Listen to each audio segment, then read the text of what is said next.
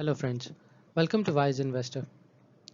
Friends, इस video में हम हबको की रिसेंटली होने वाली डेवलपमेंट और issue stand bye letter of credit के हवाले से उस सिचुएशन को डिस्कस करने की कोशिश करेंगे और ये समझने की कोशिश करेंगे कि बेसिकली ये इशू है क्या और इसकी फर्दर क्या इम्प्लीकेशन हो सकती हैं हबको की शेयर प्राइस पर, और फर्दर इसमें इन्वेस्टर्स के लिए क्या स्ट्रैटेजी होनी चाहिए।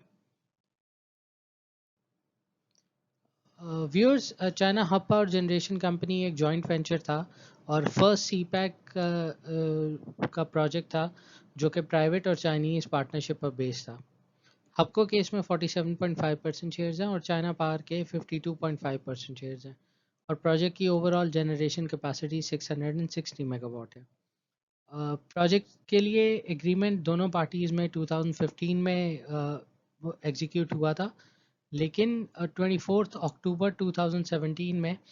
दोनों कंपनीज़ के दरमियान और लेंडर्स के कंसोर्शियम के दरमियान एक फैसिलिटी एग्रीमेंट हुआ था, अंडर विच उसकी एक क्लॉज थी कि हब पावर जनरेशन की ये ऑब्लिगेशन है कि वो सिक्योरिटी प्रोवाइड करे फाइनेंशियल रिस्क को ओवरऑल प्रोजेक्ट को मिटिगेट करने के लिए,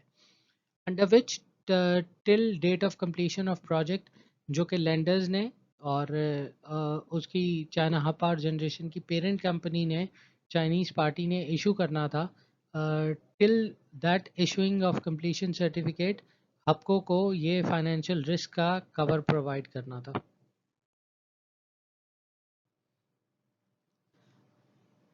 इस क्लॉज से कंप्लाई करने के लिए हब पावर जनरेशन हबको ने एक stand by letter of credit issue किया in the favour of project company, और जो कि नेशनल बैंक के थ्रू था, और ओरिजिनली इसकी एक्सपायरी डेट नवंबर नवंबर 24 2021 थी और उसकी face value stand bye letter of credit की $115 मिलियन थी, जो कि म्यूचुअल एग्रीड कॉस्ट थी, जो कि पूरे ओवरऑल प्रोजेक्ट की फाइनेंशियल कॉस्ट के रिस्क को के बराबर थी और उसे कवरेज देती थी। ओरिजिनली ये stand by letter of credit expire November 23 2021 को होना था, लेकिन क्योंकि लास्ट ईयर तक भी उस एक्सपायरी डेट तक भी प्रोजेक्ट कंप्लीशन सर्टिफिकेट लेंडर्स की तरफ से इशू नहीं हुआ था, ओइंग टू के एक clause project completion certificate issue करने के लिए ये थी कि government of Pakistan CPEC power projects के लिए एक सिक्योर्ड रिवॉल्विंग अकाउंट इस्टेब्लिश करेगी और फंड करेगी ताकि सर्कुलर डेट का इशू सी पैक पावर प्रोजेक्ट के लिए ना हो। वो गवर्नमेंट ऑफ पाकिस्तान ने एग्री करने के बावजूद लॉन्ग पेंडिंग रखा और government fail to establish that revolving account in time. इसकी वजह से Chinese lenders were reluctant to issue completion certificate, despite the fact कि ये China hub power generation company has been operational और पावर भी produce कर रही है और रेवेन्यू भी जनरेट कर रही है फॉर ओवर 3 years नाउ। तो essentially from the date of issue ये stand by letter of credit जो कि हबको ने इशू किया था in favour of Chinese parties, वो नवंबर 23 2021 को एक्सपायर होना था।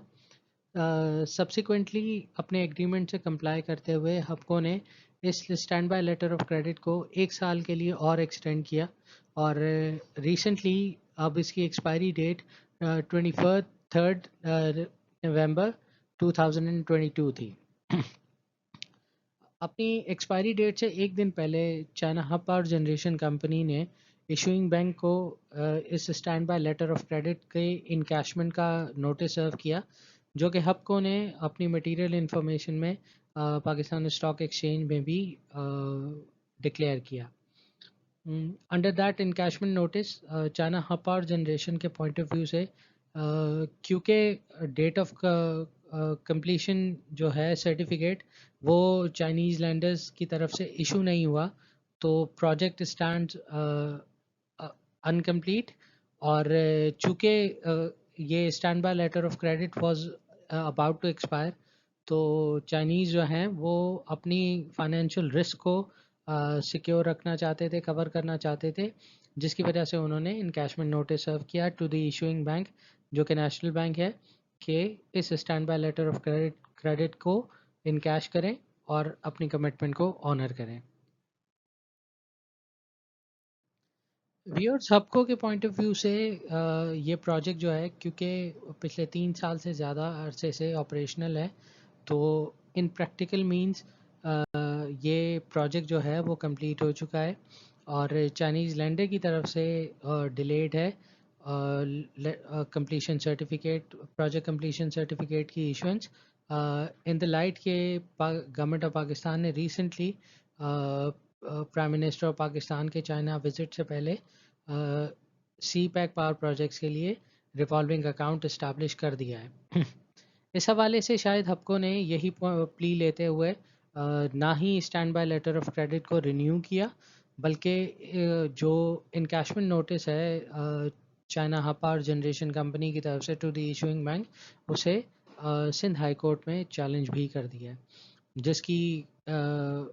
जो जजमेंट है वो पेंडिंग है। ऑल्दो इमीडिएटली कोर्ट ने ये इनकैशमेंट नोटिस को होल्ड कर दिया है और till further judgement has been announced on it.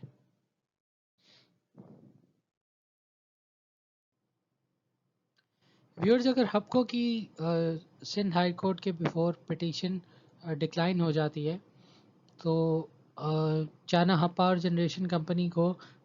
Issuing bank की तरफ से या नेशनल बैंक की तरफ से 115 मिलियन यूएस डॉलर्स रिसीव हो जाएंगे और हबको की बुक्स पर 115 मिलियन यूएस डॉलर्स की सबऑर्डिनेट डेट रिफ्लेक्ट करना शुरू हो जाएगा। अगर ये पिटीशन होल्ड करती है तो चाइना हब पावर को ये अमाउंट रिसीव नहीं हो सकेगी, और लेकिन दोनों सूरतों में ये काफ़ी स्ट्रॉन्ग चांसेस है कि future working relationship between two parties strain हो सकता है, जिसका एडवर्स इफेक्ट ये हो सकता है कि China hub power generation company की तरफ से हबको को जो डिविडेंड है वो उसका पे आउट इफेक्ट हो, और सिमिलरली इन टर्न हबको की तरफ से शेयर होल्डर्स को डिविडेंड पे आउट वो कम हो सकता है, जिसकी वजह से उसका शेयर प्राइस शॉर्ट टर्म में अंडर प्रेशर रह सकता है।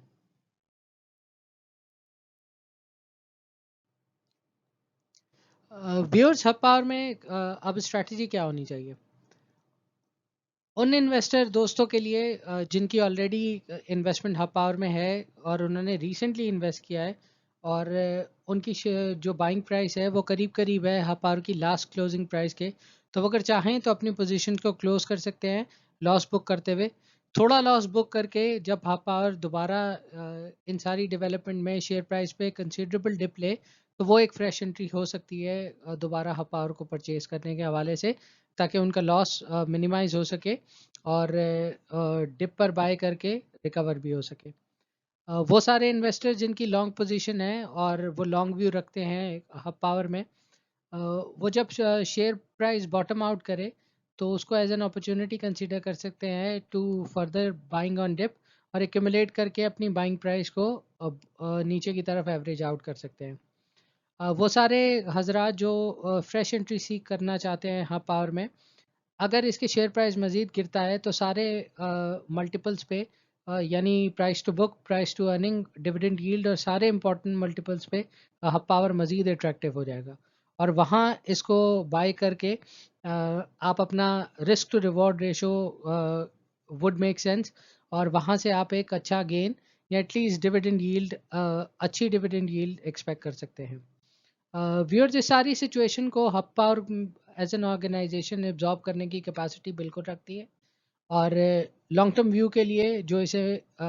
एक अट्रैक्टिव ऑप्शन बना देती है। तो व्यूअर्स, ये ओवरऑल एनालिसिस था इस सारी डेवलपमेंट को लेके। तो इस सारे सिचुएशन को एनालाइज करके आप भी अपने फाइनेंशियल डिसीजन ले सकते हैं। Thank you very much for watching. Good luck with your investment.